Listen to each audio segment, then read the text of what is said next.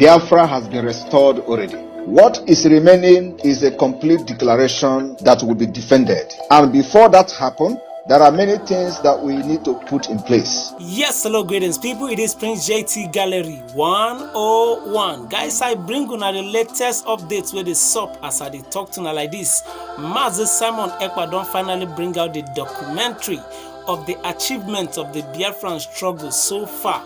For some of you, we see the talk say this Biafran movement, it will get ahead, or be no go get ahead, if they have really achieved anything so far or not. This video is for you. Settle down, stick to this video. You go see the achievement of this Biafran movement under the government of the Biafran Republic government in exile under Master Simon-Ekpa. This is the achievement so far. Settle down, watch this video and make sure say you drop me your opinion for the comment section and share this video so that all others go follow us get this update. Watch this video, guys. I will be right back. Those who are asking, did you say Biafra will come in 2023? Biafra has been restored already. What is remaining is a complete declaration that will be defended. And before that happens, there are many things that we need to put in place. I want you to recount the achievement of the Biafra Republic government in exile under the leadership of Simon-Ekpa, what we have achieved in 2023, and ask yourself that question again, and you will look very stupid. We have been able to form government in exile in 2023. In 2023, we have formed the de facto government. In 2023, we have launched Biafra Liberation Army. In 2023, we launched Biafra Navy. We launched Biafra Air Force. We launched the forces of Biafra. In 2023, we adopted Helsinki Declaration, which is the constitution of Biafra. In 2023, we had a convention in Finland where Biafra people gathered from all over the world as delegates to vote on the Biafra Charter, which is a living document subjected to amendment. In 2023, we have created 40 states of Biafra. And believe me, many more states will come, because we are not done yet. In 2023, not only that we created state, we also brought a redesigned and a redrawn Biafra map to reflect the current situation and the current demography of Biafra. In 2023, we started engaging officially Nigeria state in a guerrilla warfare on self-defense. In 2023, we officially and publicly engaged Nigeria terrorist army,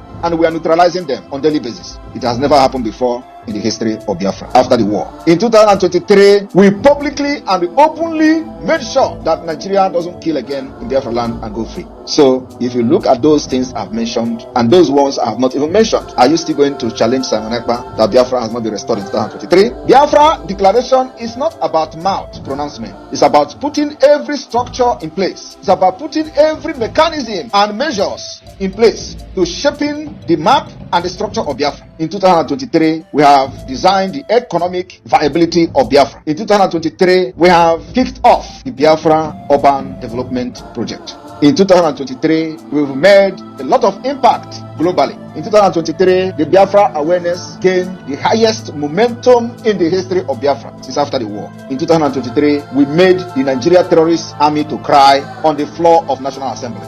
It has never happened in the history of Nigeria. In 2023, those who are serving as the agent of Nigeria, benefiting from the corrupt entity called Nigeria, openly called for persecution, execution, and the kidnapping and arresting of Simon-Ekpa, because they know that this is a different thing from what they have seen in their entire life. In 2023, they called for the arrest of Simon-Ekpa and called for the release of Mazi Nnamdi Kanu. Confusion. In 2023, after they have used many years to plan the kidnap of Mazi Nnamdi Kanu, they have come to say Mazi Nnamdi Kanu is a saint. He's a very gentle man. He's a nice person. But just 2 years ago, they kidnapped this nice person from Kenya. 2 years ago, they tortured him for 8 days. 2 years ago, he was an evil man. 2 years ago, they called him terrorist. 2 years ago, he was everything evil to them. 2 years ago, they spent hundreds and hundreds of millions of dollars. They kidnapped him and put him into a private jet from Kenya to Nigeria. 2 years ago, Mazi Nnamdi Kanu was everything evil to Nigeria, including to Ohaneze Ndigbo and all of them. 2 years ago, he was the only problem of Nigeria. 2 years ago,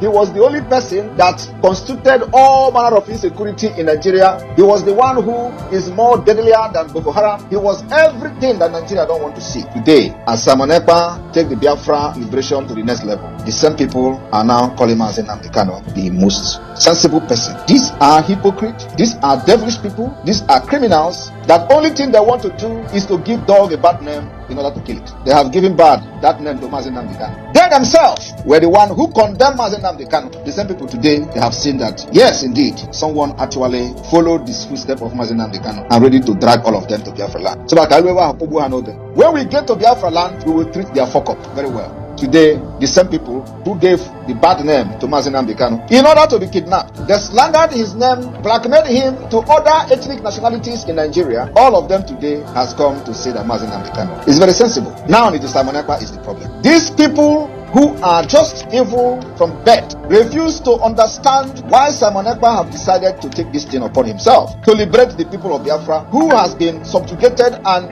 chained with Islamic State agenda. They found themselves in a hole. They tagged us, thought, in a circle, because they thought that they have actually systematically conquered everybody by dividing, creating states, dividing us, changing the demography and map of Biafra people. And at the end of the day, they structured out 5 tiny states, called it 5 Eastern states, and they say, let us continue to divide them. And now they tell you, oh, you are talking about Biafra. You are just 5 states in the circle. We have come to destroy their evil agenda. Today, you will understand that the plan of the Islamic State has failed. Today, the Biafra people are proudly announcing the 40th state, which is called the United States of Biafra. 40 complete states, cut across board, including in the area where they claim they were never Biafra. I have come to learn from what Biafra did wrong in 1967 to 1970. I have come to learn what Wazirike did wrong from the time he started the Biafra movement, and I have come to learn what Mazi Nnamdi Kanu did right and was in the process of doing before the plan and kidnapped him. I continue from there, and today we are where we are. They are not resting. Those IPOB Nigeria are not resting as well. Every given opportunity, they think that there is infight in the Biafra government. They will say, oh, their hope now is that they are fighting, and they are hoping that there is infight in the Biafra government. That is to tell you that, like we said, they are cursed. They are cursed, and they can never rise again. Biafra government in exile is a government that nobody born of a woman marching on this planet using your foot to walk on the ground will ever destroy.